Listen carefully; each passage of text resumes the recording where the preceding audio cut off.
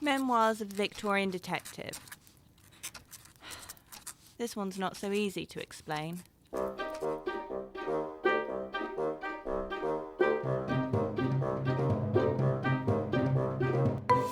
Unbound Theatre presents Inspector Murder Inspects, created by Dario Knight and Gareth Johnson. Christmas special, a Ruby. It's unlocked. Good afternoon. Miss Norder, isn't it? I am indeed. Derek Hobson. We had a short correspondence. Oh, of course. I'd forgotten that was today. Do come in. Thank you. Apologies for the mess. That's rather the reason I'm taking on a new assistant, as it happens. That and the old one having fled north to look after an elderly aunt. I expect the North were as busy as you has little time for filing. Not a career I ever expected to come my way, but some stories deserve to be told. Indeed. Memoirs of a Victorian Detective. I've read both volumes cover to cover. Ooh, must be a dozen times now. You're very kind. Does all this paperwork mean a third volume is in the works? So the newspapers tell me, though I'd rather they were kept in the dark until it's published. Discretion is my watchword, miss. Oh, I almost forgot. I brought up the post with me. I'll pop it on your desk. Shall I start sorting? If you don't mind, that pile over there's done with, if you could box it up. Of course. The case of the naval treatment. Sounds like an intriguing tale. Yes, it was certainly eventful.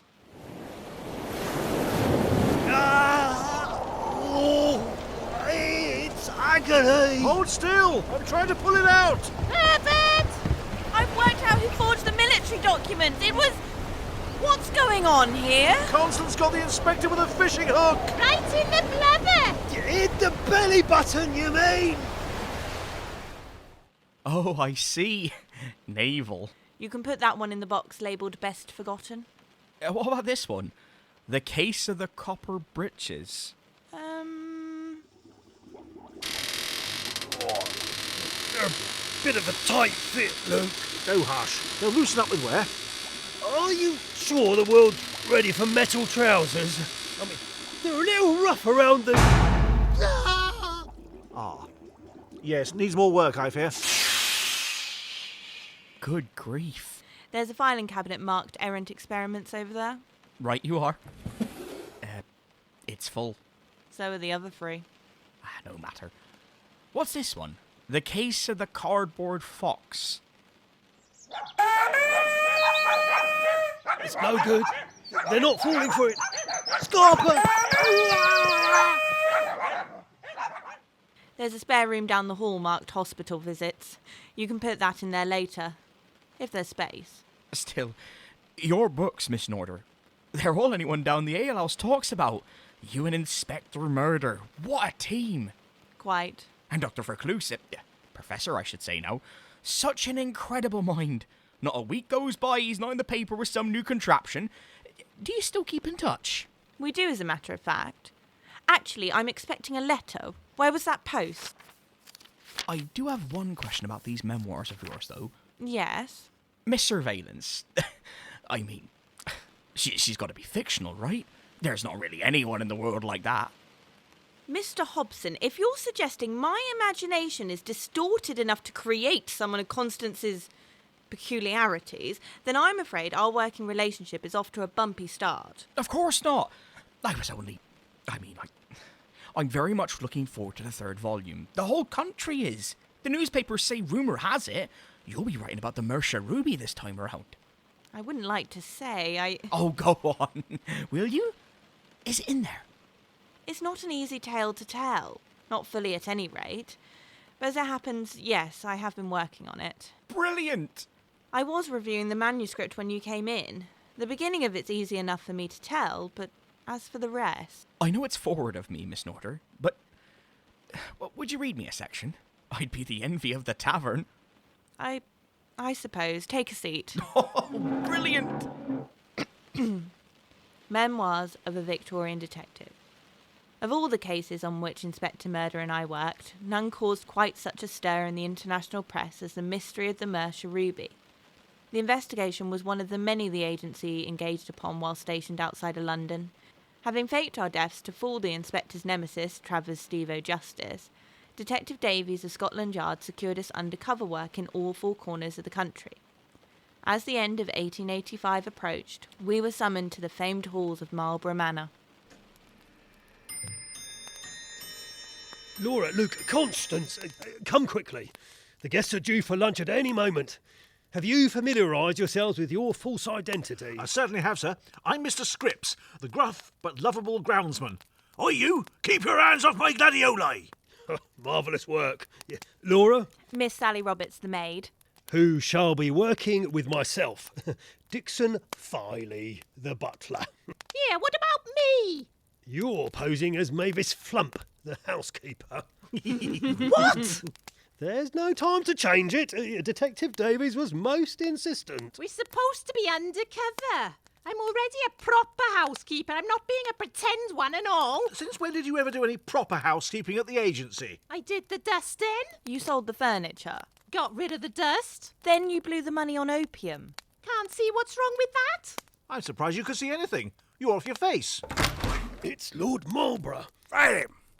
Finally, there you are. Do be a brick and bring through a bottle of the 76 for lunch, will you? Of course, sir. Now, where's that appalling excuse for a housekeeper? Frump! Here she is. What do you want? The place settings in the dining room are an utter disgrace, you slovenly old bedpan. Oh, God. Now listen here, you posh twat. We're undercover. Don't break character. Well, Frump, what have you got to say for yourself? What's that? She's descended from wolves. She makes that noise when she's very sorry for making such a crass mistake. Is that so? Yes. Well, I'll be expecting you to sort it straight away. If you need me, I'll be in my study. Up yours, you crusty old tug-stain. Enough squabbling. Remember, we're meant to be preventing a robbery. Then why is Constance here? Surely that's only shortening the odds. Watch it, flower child, or I'll be plucking your gladioli and using your guff trumpet as a vase. Lord Marlborough is the owner of the world-famous Mercia Ruby. It's priceless. Tell me more. Behave. Well, rumour on the underground grapevine is that someone's out to steal it. I thought it already had been stolen from a bank vault in Zurich. That was a fake. Marlborough's got duds hidden all over the world to throw people off the scent. But he keeps the real one here. In his own house? Pissing amateur. Detective Davies has heard the robbery is due any day now in the run-up to Christmas. He reckons one of the 3 guests Marlborough has coming to lunch this afternoon is the would-be thief. Now, who's following who? I'm keeping an eye on Oscar Aldrich. Says he's a salesman. I've just taken a cup of coffee to his room. And I'm training Lionel Finch, a security expert and keen gardener. We've been in the greenhouse comparing our gooseberries. Moving on. I'll be following Miss Gwendolyn Collindale. Her father owns the next estate but one, and she's heavily pregnant. So we've got her a room on the ground floor. Who am I supposed to be stalking then? Nobody. You're meant to be making lunch. Oh, yeah. What are we having? Peacock surprise? What's the surprise? The peacock's fucked off. Oh, go and make soup or something. It's almost time for them to dine. Now, Luke, Laura, be vigilant. No matter what the personal cost, we must stop anyone from stealing the ruby. Summon the police! Lord Marlborough? The ruby! It's been stolen! Nice work, Dick's on fire. Dixon Filey. Seems the robbers have beaten us to it. Bugger. That does seem to be a recurring theme in your memoirs, if you don't mind me saying. What does? Inspector Murder. Well, ballsing things up. No, not ballsing it up exactly. He had a unique style of detective work. Now, when you say working, He could be a little blinkered, certainly. Always rushing into trouble without planning it through. Sometimes he enjoyed the pomp of it all a bit too much, I suppose. But I think that's why I liked him. You see such awful sides to people's characters in our line of work. And then there was him, with all those funny ideas and odd ways of doing things. It took me too long to realise what I'd really learnt from him. That you never give up. Not until you've solved the case. However blinkered you have to be, however many times you have to rush into trouble, however long you have to wait. It's worth it in the end. That was him. That wonderful daft man, banishing the dark. I didn't mean to. I'm sorry. It doesn't matter. Shall I tell you what happens next? Please. We gathered the suspects in the library for interrogation. Of course, being undercover, we had to let the police conduct the interviews. As the last suspect was questioned, we returned to await the verdict. This is scandalous.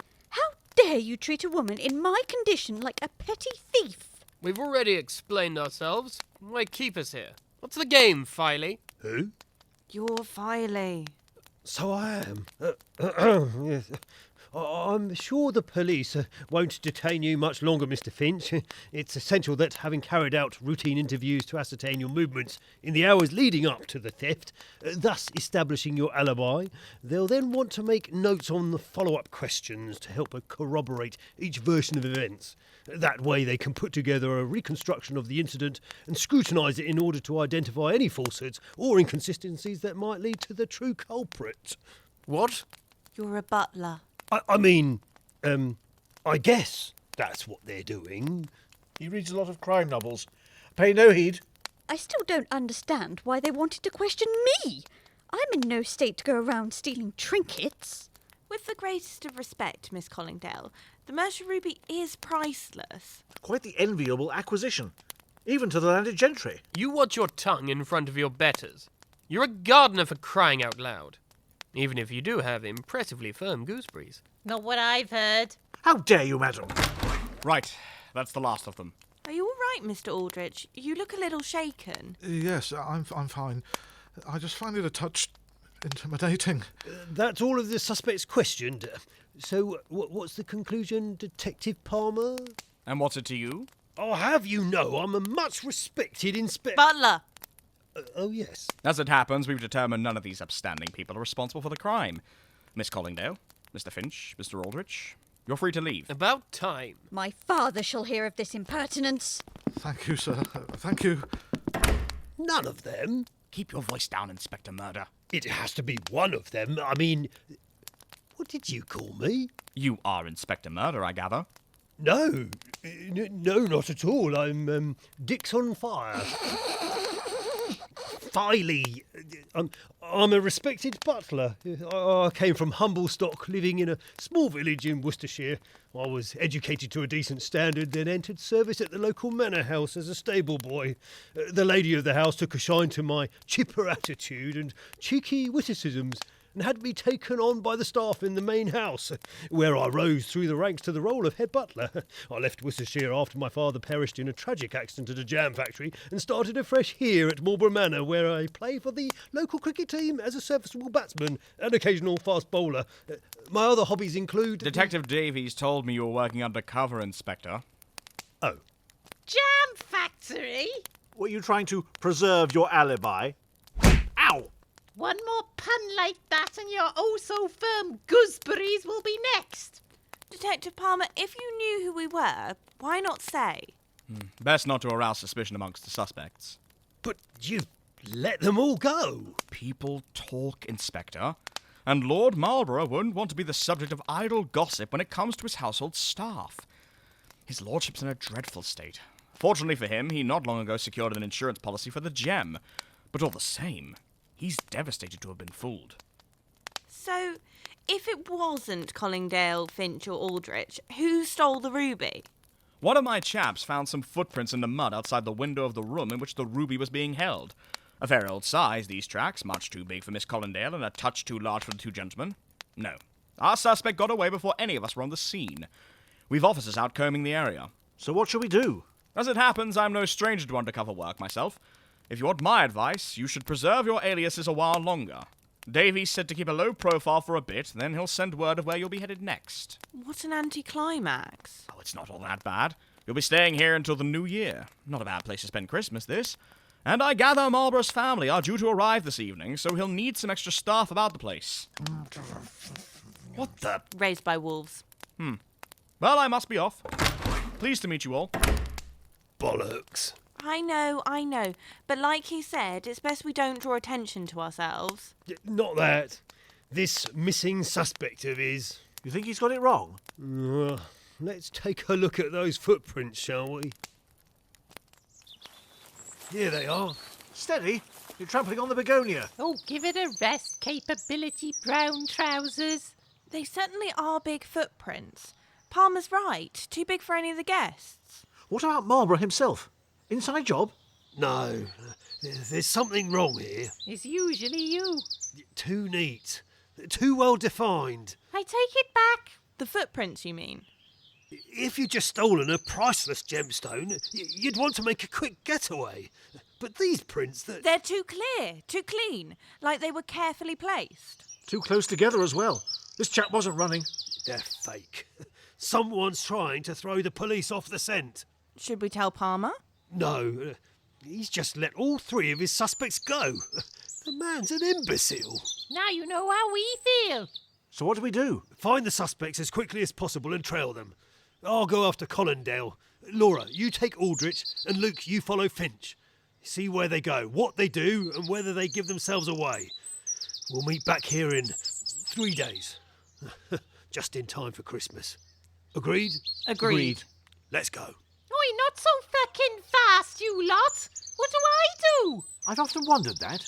Someone needs to stay here to preserve our cover. You'll have to make sure the house runs smoothly till we get back. And with Marlborough's whole family due tonight. That'll keep you busy. Oh, Christ, she's foaming at the mouth. Run, run!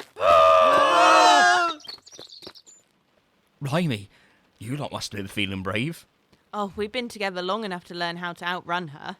It was rule 1 of fieldwork. Know where every pub in the local vicinity is and map out an escape route that passes by all of them. She slows down after the 7th or 8th tavern. No, I mean leaving her alone with Marlborough. Perhaps, but it was the least bad option. So what happened after that? That's where it gets difficult to report. When it was all over, we talked about what each of us had seen, of course. But I never wrote it down. It was in the early days of being in hiding. My head was all over the place. After the Vaughan affair, you mean? Yes. So when I knew I was going to write about the Marlborough case, I needed some help. Fortunately, Luke and I are still in regular contact. He writes the sweetest letters. And if I'm not mistaken, the top one in this pile you brought with you... Yes. He said he'd write up about what happened with Finch. Shall we? Oh, yes, please. Memoirs of a Victorian Inventor. After finally shaking off Constance somewhere between the coachman's arms and the amber flagon, the inspector, Laura and I split up in search of our respective suspects. Finch had gotten himself a substantial head start on me. Fortunately, I had an ingenious new gadget with me called a hydrostatic tracer. Unfortunately, it needed more work. Still, there were enough witnesses to lead me to his trail, and I caught up with him some 10 miles south of Marlborough Manor. Please, it can't be much further.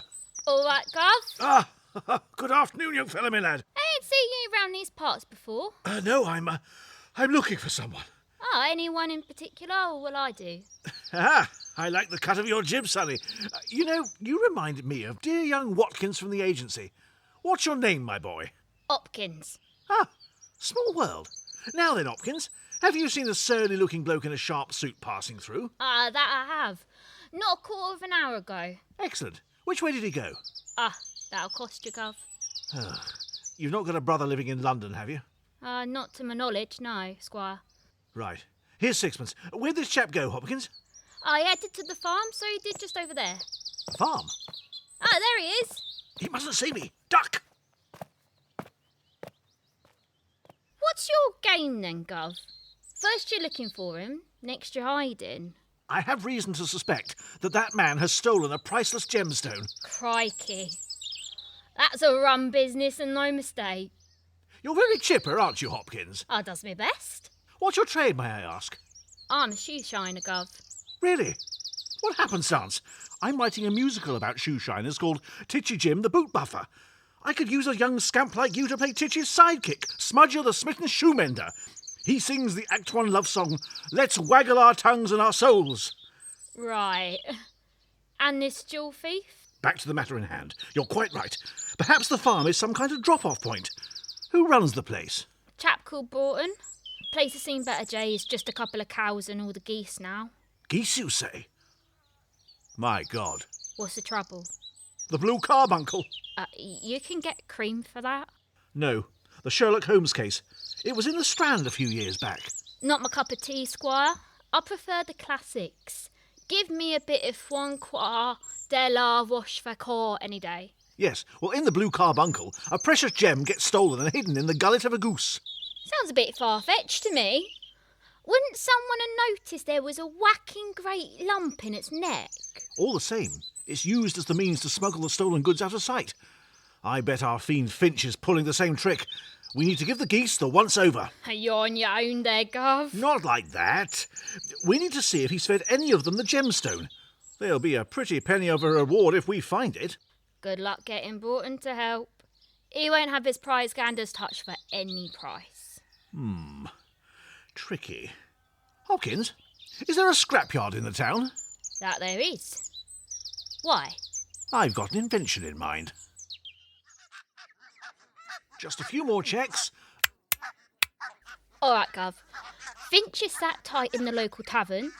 Looks like he'll be there for the night. How's your thingamabob doing? Almost ready. What is it, exactly? This, my fine fellow, is a very powerful camera. So powerful that it can see inside living creatures. You're yanking me chain. I'll prove it. See if you can get one of the geese to stand on the platform. Right you are. Here, goosey, goosey, goosey. Come on. Got it. Take the picture. Here it goes. Ah. Well, we can see its insides all right. Yes. Needs more work, I fear.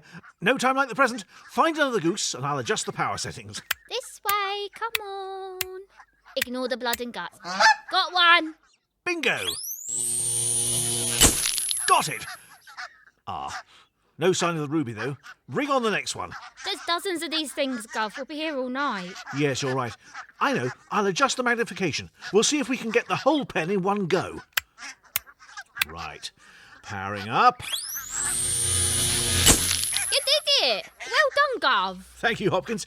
Now then, let's look at this photograph. Not looking promising. Squire, Not now, Hopkins. I must study this closely. I think you'll want to see this first. See what? The geese. They don't look happy. Well, they never do. It's just how they... Ah, yes, they do seem a bit, agitated, don't they? And their eyes...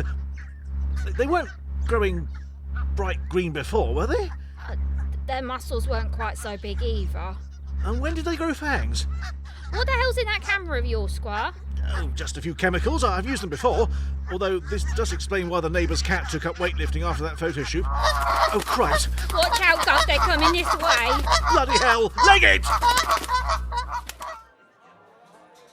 All right, gents. Last orders, please. Same again, sir. Cheers. Here. What's that noise? Dunno. Sounds like it's heading this way, though. What the? Bloody hell. Look at the size of those geese. Run for it! Ah, Hopkins! Get them outside! Don't you worry, Squire, I'm on the case. Come on, Goosey. Thank Bunsen for that. Here, you're the gardener from the mansion. Oh, no, I'm not. What are you doing here? This is my local. 10 miles from the house? Well, everywhere's local to somewhere. What's your game? I'm a dab hand at shove halfpenny, and I'm good at hide and seek too, especially where precious gems are concerned. Give me that suitcase of yours. Oi! Leave that alone. Ah! Oh, no ruby. Course there ain't. I told the Rosses. Hold on, this is a false bottom. Don't touch that. Hammer, chisels, dynamite. Of course, all the kit you need to crack a safe. I bet you didn't tell the police about that. Damn it. Come on then, where's the ruby? I haven't got it, honest. I mean, I tried. I was this close to having the safe open, and then I had to leg it. Why so? There was some commotion in the hall. Marlborough shouting the odds with that woman with a bun in the oven. I snuck out through a priest's hole and went back to my room. Before I had a chance to try again, some other git got there first. Ah, that's frustrating. Told you you'd gotten the wrong bloke, didn't I? Yes, bit of a wild goose chase, really. So, 1 suspect down, 2 to go. I remember Luke saying he'd riled up the geese, but I didn't realise he'd mutated the whole gaggle. Oh, it was in the news sheets, wasn't it? They started raiding other farms and kicking the stuffing out of the turkeys. They say there are still a few running wild on the South Downs. It's nice to have a legacy. And very good of Luke to fill in a gap in the investigation. I shall write that up this evening. What about that woman arguing with Marlborough, then? Collingdale, weren't it? She was the inspector's suspect. Ah. What? Well, must be a bit difficult getting his side of the story, what with, well, one thing and another. Actually, he was ahead of me there. What do you mean? Pass me that wooden box on the sideboard. Here you are. These were given to me by Scotland Yard when I gave up detective work. The inspector had entrusted them to Detective Davies a few years before. Wax cylinders. He'd started recording his own case files long before I put pen to paper. I told myself one day I'd transcribe them, publish his own account of his life, but I can never listen to them. Not all the way through. Oh, I didn't mean to. No, just me being silly. If the Mercia Ruby business is to be made public, it has to be the full account. There's a gadget over there to play it on. Would you mind? Oh, of course.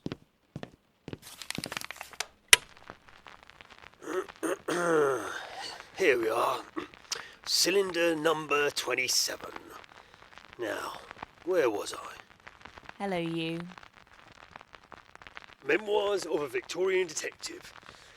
My pursuit of Miss Collindale led me to the nearby township of Dunsham, some 3 miles from Marlborough Manor. You there, Miss Collindale. Get your hands off me. Oh, dreadfully sorry. Wrong woman. After a quick navigational recalibration, my pursuit of Miss Collindale led me to the nearby township of Redbury, some 3 miles from Marlborough Manor and 6 miles from Dunsham. Come along now, Miss Collindale. Time to hand yourself in. You what? After another reassessment of the situation, my pursuit of Miss Collindale led me to the nearby township of Abbotsbridge, some 3 miles from Marlborough Manor and several miles from Dunsham and Redbury. No matter. At last, after a lengthy journey, I narrowed in on the suspect. Excuse me, sir.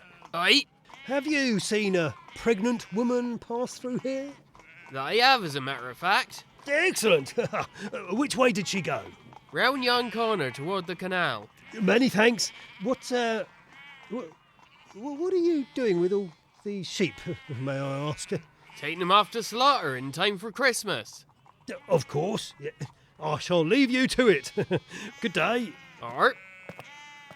Round the corner and towards the canal. Oh, so sorry. There is scarce necessity to beg forgiveness, my fine fellow. Why, it was simply an inevitable consequence of our mutual hastened perambulation. Come again? Why, our unanticipated physical encounter was but a mere misfortune, devoid of malicious intent, and therefore scarcely worth the cerebral expedience of an expression of contrition. No need to apologise, good sir. Right. Here, that's quite the gown you're wearing. Some sort of an academy? It is the insignia symbolic of the investiture of my person to the Society of Greater Thinking. I have successfully attained the required standard of demonstrable knowledge to pass into the exalted ranks of their establishment.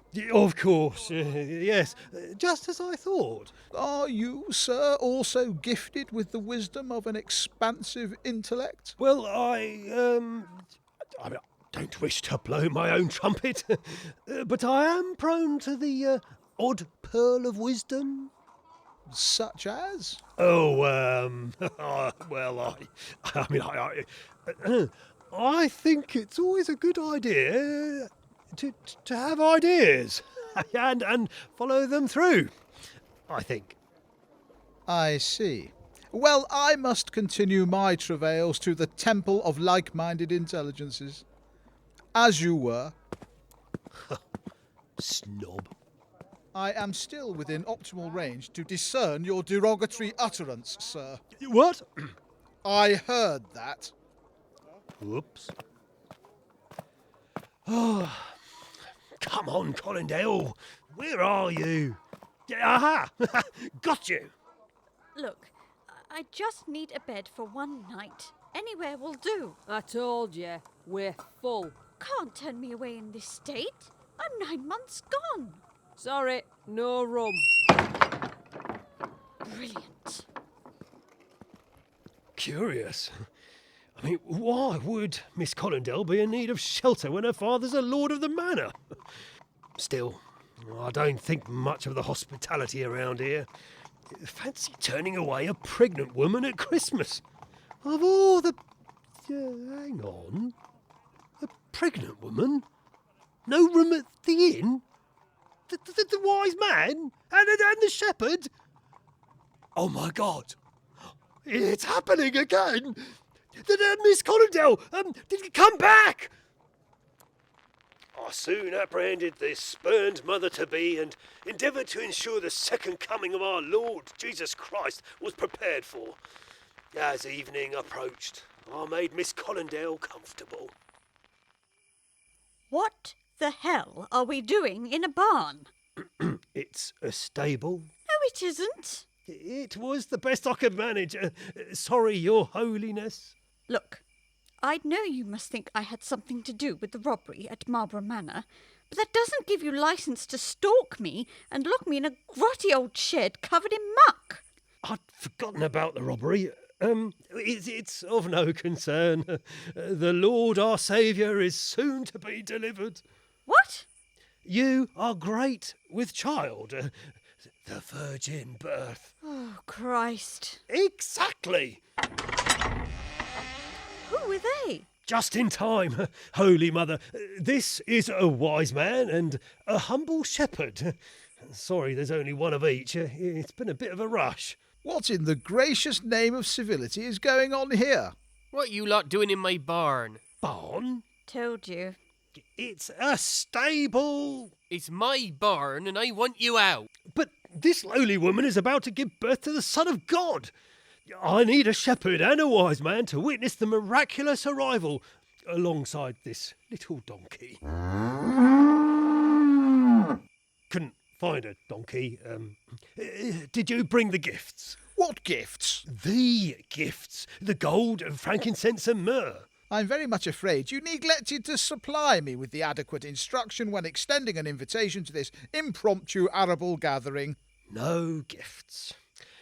Well, that's the lot of us in for a smiting when Jesus arrives, isn't it? Look, this really is not necessary if you'll just let me explain. It's time. Allow me to assist with the child's delivery. What? No! Get off! Get off! Here it comes. It's a watermelon. The holy melon of Abbott's Bridge. Praise be the Lord. I think you'd better explain yourself, young lady.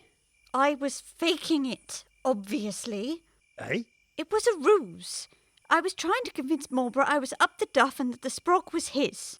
We had a fling just before summer, and I thought the threat of a scandal might con me or get out of some more cash. But your father owns an entire estate. He's... broke. Gambled it all away. He'll be in debtor's prison before New Year. I thought I could scare Marlborough into giving me the ruby to pay the bills. We argued for a bit, but he started coming round to the idea. Then my melon slipped and broke his big toe. Fat chance of getting a penny now. Indeed. If you're looking for a thief, you want to talk to that Aldrich bloke. He knows his way around gems. Marlborough said he was there to value the ruby. I'll follow that up when I return to the manor. Oh, speaking of which, why did you travel all the way out here to find shelter? I didn't fancy my chances when the debtors when they come knocking. Of course. So, no second coming then? Apparently not. Wait, what's that? An angelic choir! Good heavens! It's the good heavens! Sorry about that. I play it to soothe me bullocks. Bugger. Well, you did say you could be a little blinkered. But still trying to help. All the same, not Collingdale, not Finch, so it had to be Aldrich. It's not that simple. Oh, come off it. Collingdale told you he was... Hold on. What happened to your housekeeper while all this was going on? I'm not sure you'll want to hear that particular account. Oh, go on. I bet she got up to all sorts of scrapes. Constance's little escapades aren't for the faint-hearted. Does she still write you letters too? She prefers homing pigeons. Bit old-fashioned. She plucks them and tattoos the message on their stomachs. Oh. When it came to the Mercia Ruby affair, however, she ran out of pigeons, so she wrote it on this instead. Blimey. Is this... Vellum. goat skin? She uses the nipples as full stops. Go on, have a read. Memoirs of a fucking legend! While girly science man and the witless wonder of Westminster pissed about all over the place, I had to keep an eye on the toff who'd had his family jewels pinched. Fucking idiot. If it was me with the flashy rock, nobody dare try and nick it. Anyone who got close enough would find themselves getting a short, sharp shock right up there. You may want to skip the next bit. Like you are. Until it started coming out of both nostrils. Then I'd... And that bit. Okay. Because they can't shout for help when there's an angry weasel thrashing about inside there. Next page. Yep. Anyway, that night the rest of the chinless family turned up and that's when it all kicked off. Snooty little shits kept giving me orders. You, woman, put another log on the fire or you'll feel my boot in your back. More sherry here, housekeeper. Why isn't my fork polished? That's not how you stoke. You need to jab. Jab. Oh, for goodness sake, you call this a cocktail?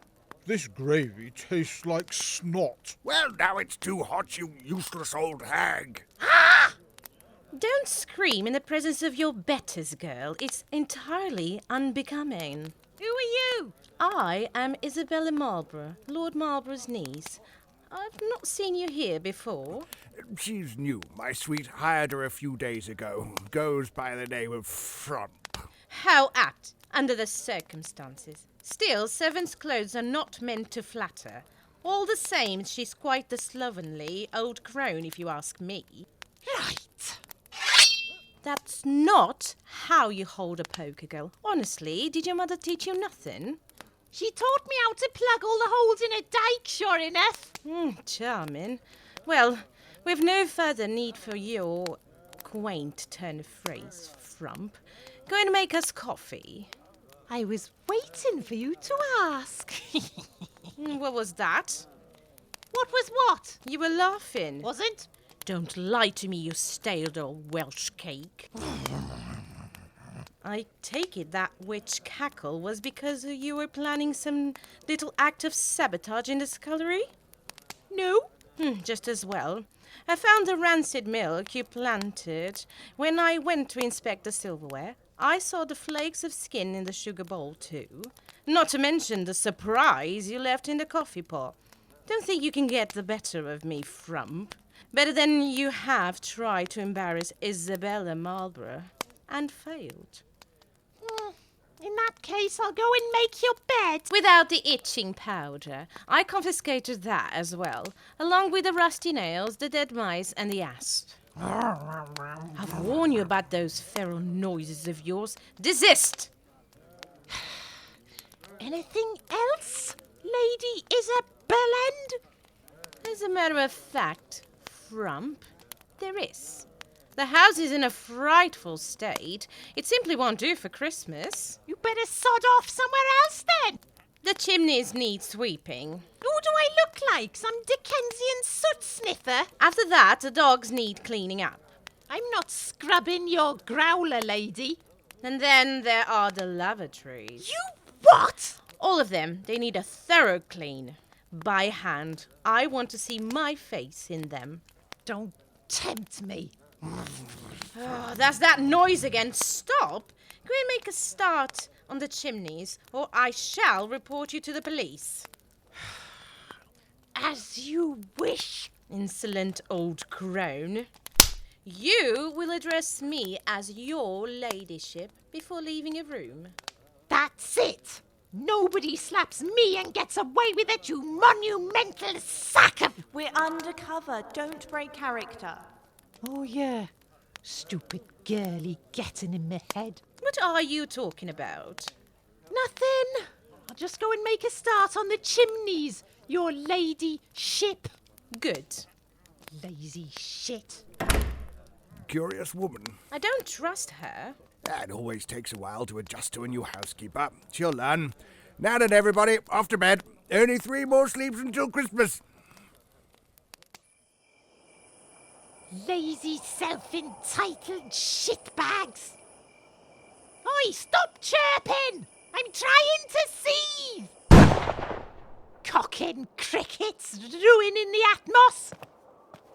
Mrs. Frump, What do you want? could you warm me up some milk, please? It helps me sleep. Bloody kids wanting things. Why are you so angry, Mrs. Frump?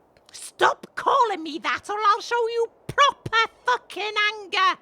Sorry. Your family make a lot of demands, don't they? Daddy says please is for poor people. Daddy's going to be the first up against the wall when the revolution comes. You mark my words, Flower. I think it's rude not to say please or thank you. So, thank you for looking after us, Mrs. Frump. It's very kind of you. What the fuck are you up to, short stuff? It's Christmas. The season of goodwill, so I'm being good. Otherwise I won't get any presents. But it's fine to behave like a shit the rest of the year? No. I hold Christmas in my heart the whole year round, and... Oh, give it a rest, kid, or I'll puke in your face. That's mean. You don't know the half of it. I'll show your snooty parents and their fucked up bloodline what happens when you mistreat people at Christmas. I've got a cunning plan.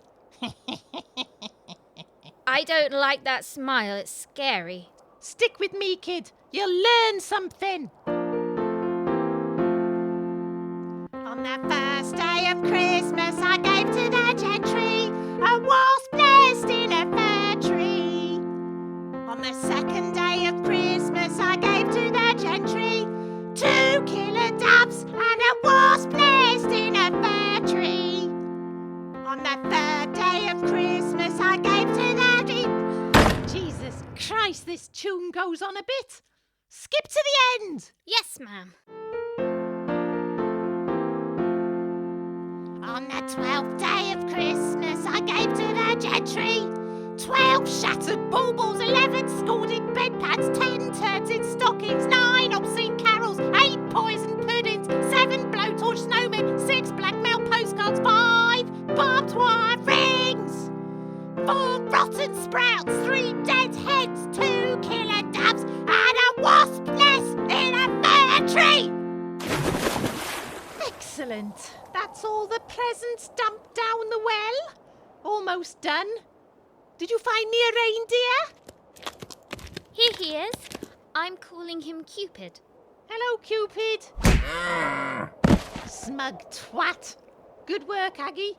Fancy a nightcap? Are you all right? The stockings. Did she really? Yes. In all of them? Medically speaking, she's quite the case study. Blimey. I'd suggest not reading the next bit unless you want to know the grisly details of how she violated a snowman. No, I think I get the picture. So what about Aldrich? How did you catch him? Of course, I didn't know at the time that Collingdale had accused him of the theft. He wasn't difficult to track down. His first mistake was not having a clear plan. He dithered and panicked. A few of the locals spotted him before he decided to head out across open fields. He left enough boot prints to track him down later that evening. It was by a lake that I found him, standing on the jetty and staring out at the water. It's a beautiful lake, Mr. Aldrich, but a bit too chilly for a midnight swim if you ask me. You were at the house. Neither of us is quite whom we seem, are we? I'm no maid and you're no gracious guest. How would you know? People with nothing on their conscience don't tend to make midwinter midnight strolls, especially not this far into the countryside, though it is very peaceful. I was told you were a salesman. Jewellery, I'm guessing? The high and mighty call me in when they want to sell something. I find a buyer, oversee the sale, take my commission. I'm just a middleman. Nobody. You stole the largest ruby this side of the equator. That's somebody. Too many men covet trinkets and gems. I've never understood why. Cold, hard, nasty things if you ask me. But covet them they do. And in my line of work, it's all too easy to stumble across people with a bounty of greed. And all too easy to get pushed around by them too. My own fault. I said yes too many times. Petty little crimes at first. Swapping jewels for forgeries, mid-sale, that sort of thing. But it paid well. Perfect blackmail material, of course. So they told you to steal the Mercia Ruby or they'd expose you? They'll still do it. It won't stop, will it? I'm theirs now. Now and forever. Just another bloody middleman who couldn't break the cycle and find help. You can break it now. Give me the ruby. I can't. I promise I can keep you safe if you just... I can't. It's down there. In the lake? Why? I panicked. I kept panicking from the moment I got into the dratted safe. I ran, but then I wanted to stop and go back, and then when I did, I panicked and ran away again. I couldn't put it back where I'd taken it from, and I couldn't say I'd found it just laying around. No one would have believed me. If I hand it to the police, I'm in prison. If I give it to the men after me, then I'm theirs to toy with all over again. I thought if it was gone, I could... When they find out that... I don't know what to do. I should be down there with it. No, get back! What's the point? Sunrise. What? That's the point. Because it'll still happen, regardless of what you've done today. It's not going to refuse because you made a stupid mistake. It's not going to blackmail you or betray you when it rises. It just does. Every day. What stupid mistake did you make? I loved someone. Someone who loved me so much, but she couldn't break the cycle and ask for help either. One bad decision led to another, and no matter how much I loved her, I realised I couldn't trust her. So it ended. And here I am. Does it still hurt? Yes. Yes, it does. And then sunrise. Up it comes to banish the dark. Just for a while. If you want my advice, learn to ask for help. And do it now. Will you tell them I had no choice? That they threatened me? You'll have to answer for more than the Marlborough theft. But yes, I will make sure they know. Very well. Come on, let's get in from the cold. Then we'll wait for the sunrise. He came with you? Just like that? I took him back to Marlborough Manor and called the police. He confessed to everything, not just the ruby, and in return for helping identify a few underworld operatives, he got a reduced sentence. Lives out in Norfolk now, I believe, a recluse. I remember reading in the papers that the ruby was never found. No. They searched the lake countless times, but came up with nothing. Anyway, after Aldrich was arrested, the inspector and Luke came back to the manor and we spent Christmas there with Constance. And that was the end of that. It's not the most thrilling conclusion. No big chase or shootout. Story in need of a twist, I suppose. Still, the notoriety of the ruby made it a popular case with the press. Of course, our involvement only came to light after we were out of hiding. Seeing as people expect it in the next book, I'll have to see if I can spice up the ending. I suppose when you lay it all out, it's not that remarkable. One thing leads to another. It always does in detective work. Like you say, might not be the most exciting story. Don't want the audience getting disappointed, do you? Maybe leave it out. I'm just speaking as your assistant, of course, and as an admirer. I don't know. All these years and there are still things I don't understand about it. Such as? Why couldn't they find the ruby? Unless it was swallowed by a fish with expensive tastes, it should have been there. And why throw it in a lake? If you want rid of it, then chuck it in the river where it might be carried out to sea. He wasn't in his right mind. And the chain of it. One suspect gets interrupted by the second, who accuses the third, who was so scared of his own actions. Why? Then there's the timing. All of them were out to get hold of the ruby on the same afternoon. Well, like the inspector said, all sorts were after it. The old boy had to make decoys to throw him off the scent. But three in the same place on the same day? And none of them knew of the other beforehand? It's such a strange coincidence. And then all of them fooled the police to avoid getting arrested. Well, they thought there was a fourth man, didn't they? The evidence was a lousy fake, though. They should have seen right through that. If only the inspector had been able to question them before the police arrived. Maybe we'd have caught the real mastermind behind it all. But Aldrich had a history of being pressed into doing things he didn't want to. And the Mercia Ruby case was no different. It took me a long time to work out a hypothesis, but if you ask me, the reason all three suspects had such strong alibis is because they were given them by someone in the house. Marlborough? Bloody hell, of course. The insurance. Makes sense, doesn't it? But no, it's rather stranger than that. I know you told us all those years ago that you had experience in undercover work, Detective Palmer, but you don't fool me. It's been a pleasant trip down memory lane, but you can drop the accent. Oh, you really are something else, aren't you? Bravo, Miss Norder. Thank you. I'm afraid you won't be getting a letter or wax cylinder with my account of the case on it. Oh, I think I can figure it out now I've got all the facts. I said some of the case files of mine are far from dormant. How right I was. You employed all three of them, yes? Collingdale, Finch and Aldrich? The girl to distract Marlborough, the safecracker to get at the goods, and the jeweller to check it wasn't another dud. I'd been burned before. You took the ruby when you questioned them. Odd that you'd speak to all three together, but then it saved time, I suppose. You could tell them what to say when you released them, before walking off with the goods and spinning that nonsense about a recent insurance policy. Collingdale and Finch knew the score. Aldrich was a gamble. He was always jittery. But as you saw, if there was a big enough threat hanging over him, then he knew how to toe the line. I was almost impressed by the Lake story. I'd have expected him to crack and tell you everything. But there was a decent enough lie. Not perfect, as you say, but good. I presume the ruby's long since passed out of your hands? Years ago. Just before I retired, funnily enough. Of course, Aldrich getting collared was unexpected, but he stuck to his bogus story, and I saw that he had an easy time of it inside. I still send a Christmas card to Norfolk every year. A festive threat or two to keep his silence? Other than that, it's been a peaceful retirement. Until you started writing your bloody memoirs. You thought I'd given up detective work after the Holmes affair? You were paid for your silence, I heard. No. I kept up my links with Scotland Yard.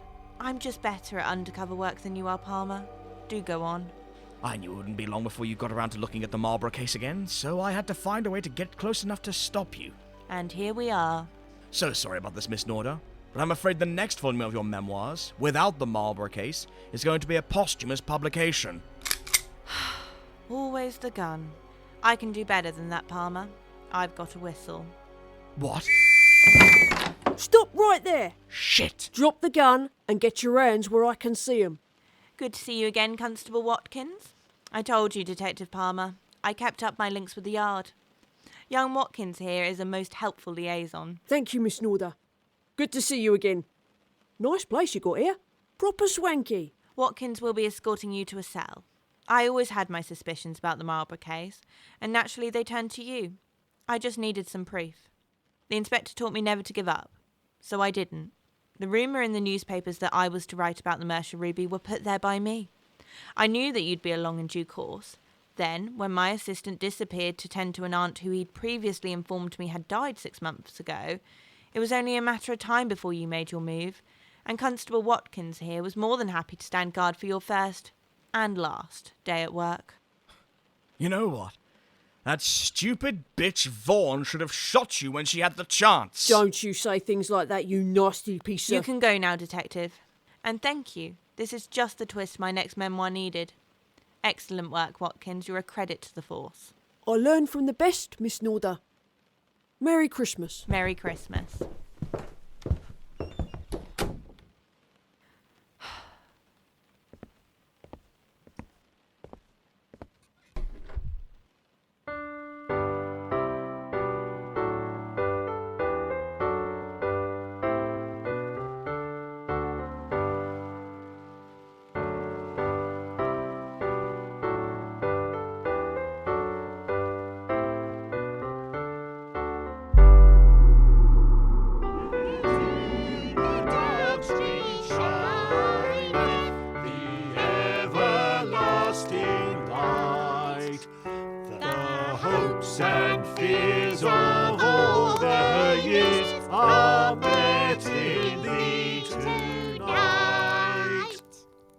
Well played, Laura. Where would we be without our musical maestro? Who wants another sherry? How many have you had? 3 or 4? I meant how many bottles. So did I. Where's Marlborough and his mob then? I thought they were having a big family Christmas. The place is deserted. Oh, I got them out the way long before you got back. How? Laxatives in the cocoa. Somebody fetch some dry biscuits. They'll be fine. Now then, I've got a special treat for us. It's not more goose, is it? I appreciate you doing the cooking, Luke. But that bird had bigger muscles on it than a navvy. Oh, no, I've got you all these. Christmas crackers. Made to my very own design. What could possibly go wrong? I'll have you know I put these through extensive testing. When? You only got back a few hours ago. I can achieve a lot in a little amount of time. Not what I've heard. Who wants to pull one with me? I'd be delighted, Luke. Ready? Ready. After 3. 1, 2, 3! Oh, that worked very well. Of course it did. I put in just the right amount of gunpowder. I left the rest in the pavilion. Was that the... Oh, never mind. Who's for another carol? Yes, why not? Merry Christmas, everyone. Here's to the future. To the future!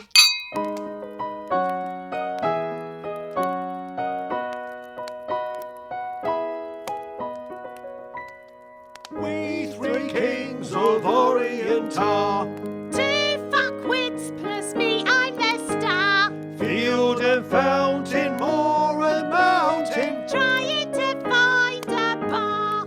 Oh, star of wonder, star of night. My liver's got an appetite. Westward leading, still proceeding. I am great, but you are shite.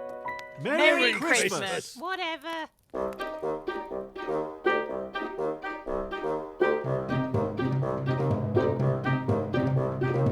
Inspector Murder Inspects was created by Dario Knight and Gareth Johnson. It starred Alistair Sanderson as the Inspector, Emily Pugh as Laura, Joe Pratt as Constance, and Andrew Faber as Luke Vercluse, with TJ Lee as Palmer, David Alt as Marlborough, Philippa Garrido as Lady Isabella, Stephen J. Davies as Aldrich, Gareth Johnson as Finch and the Farmer, Hannah Rogers as Collingdale, Erica Sanderson as Watkins and the Innkeeper, Nikki Scott as Hopkins and Agatha, and Robert Aldington as Carmichael and the Landlord. Music was by Kevin MacLeod and editing by Gareth Johnson. It was produced and directed by Dario Knight for Unbound Theatre.